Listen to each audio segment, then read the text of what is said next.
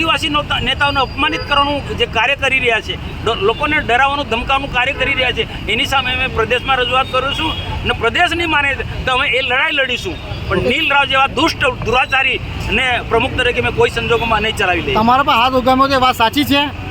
એ વિસ્તાર અલગ છે, એ બધો પ્રશ્ન પતી ગયો છે. પણ તે વખતે કમલનામાં પણ મારી સાથે એને ખરાબ વર્તન કર્યું હતું, મારી સાથે ઝઘડો બહુ ઊભો થઈ ગયો, પ્રમુખને ન શોભે.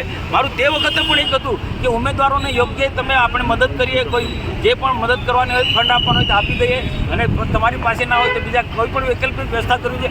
આ જ મુદ્દો હતો. ચૂંટણી પ્રચાર જોરશોરમાં ચાલુ છે, સામે આમ આદમી પાર્ટીનો જોરશોરમાં પ્રચાર ચાલુ છે અને આપણે બેસી રહ્યા છે, ઉમેદવારોને કોઈ મદદ નથી કરતા. એ જ મારી વાત હતી, બીજો કોઈ અંગત મામલો નહોતો. ને પ્રમુખ તરીકે એમની જવાબદારી હતી, પ્રભારી તરીકે અર્જુનભાઈ રાઠવાની જવાબદારી હતી કે